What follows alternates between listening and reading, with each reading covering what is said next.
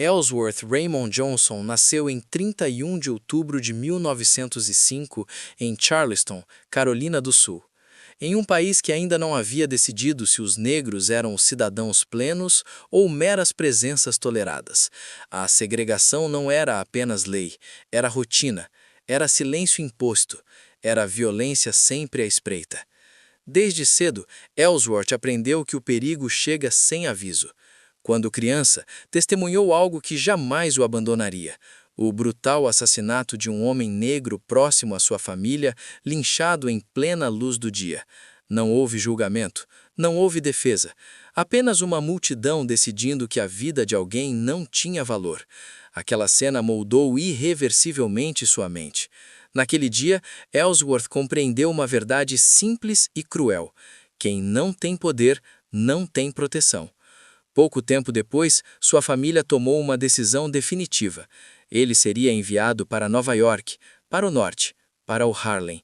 Acreditavam que ali haveria oportunidades, trabalho e, acima de tudo, distância do terror declarado do Sul. Mas o que o aguardava não era exatamente paz, era um outro tipo de guerra. O Harlem que Ellsworth encontrou era um lugar de extremos. Durante o dia, crianças brincavam nas calçadas, músicos ensaiavam em apartamentos apertados, igrejas fervilhavam de esperança. À noite, o bairro mudava de aparência. Becos se transformavam em tribunais informais. A polícia só aparecia quando lhe convinha, e o crime organizado preenchia o vácuo deixado pelo Estado. Foi nesse ambiente que Ellsworth ganhou o apelido que o acompanharia para sempre: Bump. Uma protuberância visível em sua cabeça fez com que os outros garotos o chamassem assim. O nome soava quase inofensivo, mas o garoto por trás dele não era. Bump não era o mais forte, não era o mais alto, não era o mais temido, mas observava tudo. Memorizava rostos, horários, rotinas. Sabia quem cobrava dívidas, quem traía, quem falava demais. Desde cedo desenvolveu algo raro: paciência estratégica. Enquanto outros jovens buscavam respeito através da violência imediata, Bump entendia que o verdadeiro poder vinha do controle do tempo, de saber quando agir, quando esperar, de saber quando alguém já estava derrotado antes mesmo de perceber. Na adolescência, começou a se envolver em pequenos crimes, nada grandioso, nada chamativo, mas mesmo nesses primeiros passos já demonstrava uma característica em comum: evitava o caos, não gostava de confusão desnecessária, não agia por impulso.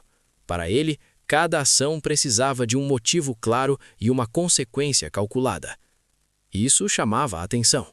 No submundo do Harlem, ninguém passa despercebido por muito tempo, e foi assim que Bump acabou cruzando o caminho de uma das figuras mais poderosas e menos conhecidas da cidade, Madame Stephanie St. Clair, a mulher que controlava o jogo ilegal do bicho.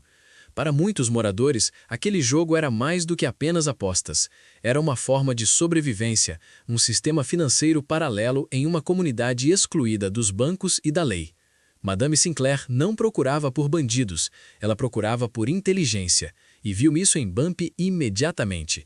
Sob sua proteção, Bump aprendeu que o crime organizado não era apenas violência, era política, economia e psicologia. Ele aprendeu a negociar com policiais, a silenciar rivais sem derramamento de sangue, a manter a população local ao seu lado. Aprendeu que um bairro unido é mais difícil de conquistar do que um aterrorizado. Mas o Harlem não estava isolado do resto de Nova York. À medida que Bump ganhava influência, gangues brancas, especialmente aquelas ligadas à máfia, viam o bairro como um território a ser conquistado. O jogo do bicho envolvia milhões, e homens como Dutch Schultz acreditavam que o Harlem deveria ser dominado pela força, custasse o que custasse. Bump enxergou o que os outros não viram. Uma guerra aberta significaria a destruição completa do Harlem. Corpos nas ruas, comerciantes falidos, crianças no fogo cruzado. E, no fim, mesmo que vencessem, não sobraria nada para governar. Foi nesse momento que o garoto do Sul, que aprendera cedo o significado do medo, tomou a decisão que mudaria sua vida para sempre. Ele não lutaria como todos esperavam. Ele negociaria. Essa escolha o colocaria frente a frente com homens que nunca haviam aceitado um negro como igual, e o erro deles seria subestimá-lo. Porque Bumpy Johnson não buscava fama, ele buscava controle. E o Harlem estava prestes a mudar de mãos, não por meio de tiros, mas por meio da inteligência. Quando Bumpy Johnson decidiu negociar, ele não o fez por covardia, ele o fez por lucidez. Ele sabia que o Harlem não sobreviveria a uma guerra aberta contra a máfia. Ele também sabia que, em Nova York, aqueles que não controlavam o dinheiro acabavam sendo controlados pela violência de outros. Na segunda metade da década de 1930, o bairro já estava no radar das maiores organizações criminosas do país. O jogo de números envolvia cifras que nenhuma gangue ignoraria. Para homens como Dutch Schultz, o plano era simples: tomar tudo à força, eliminar os líderes locais e transformar o Harlem em apenas mais uma engrenagem no império do crime branco. Bumpy enxergou algo diferente. Ele conhecia cada rua, cada comerciante, cada família que dependia daquele dinheiro para sobreviver. Sabia que o Harlem não era apenas um território, era uma comunidade. E uma comunidade, quando esmagada, reage.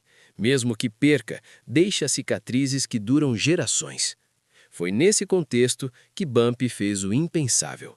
Sentou-se à mesa com representantes da máfia italiana, não como um subordinado, não como um mendigo, mas como alguém que trazia algo que eles não tinham: o controle absoluto do Harlem, sem resistência interna. A proposta era simples: a máfia teria uma parte dos lucros dos jogos de azar ilegais. Em troca, manteriam distância. Nenhum soldado italiano pisaria no Harlem sem autorização. Nenhuma execução ocorreria lá sem consentimento. O bairro permaneceria sob controle local. Para muitos, isso parecia impossível. Um homem negro ditando regras em um mundo onde até mesmo sentar à mesa era proibido. Mas a máfia não era movida por orgulho, era movida por números, e os números falavam alto. O acordo foi selado e, com ele, algo sem precedentes aconteceu. Pela primeira vez, o Harlem deixou de ser um campo de batalha e se tornou um território fechado, um lugar onde conflitos externos eram resolvidos fora de suas fronteiras, onde a violência era controlada, calculada, quase invisível. Esse pacto transformou Bumpy em algo raro, um intermediário indispensável. Ele não era apenas um chefe local, era o ponto de equilíbrio entre duas forças que se odiavam, mas precisavam uma da outra. A polícia percebeu, a imprensa estava desconfiada, os rivais estavam com medo. Mesmo assim, Bumpy manteve o mesmo princípio: ordem acima do caos. Ele não permitia crimes que atraíssem atenção desnecessária, protegia os comerciantes locais, intervinha quando traficantes ameaçavam crianças ou famílias. Para muitos moradores, ele se tornou uma presença silenciosa, quase invisível, mas constante. Isso não o tornava justo, tornava-o previsível. E a previsibilidade no submundo é uma forma de segurança. Ao longo dos anos, Bumpy aculou inimigos, gangues que queriam tomar seu lugar, policiais que sonhavam em derrubá-lo, aliados que testavam seus limites. Cada desafio era enfrentado da mesma maneira: paciência, cálculo e, quando necessário, força cirúrgica. Mesmo assim, o sistema nunca o aceitou completamente. Bumpy foi preso diversas vezes, julgado, condenado e enviado para penitenciárias federais.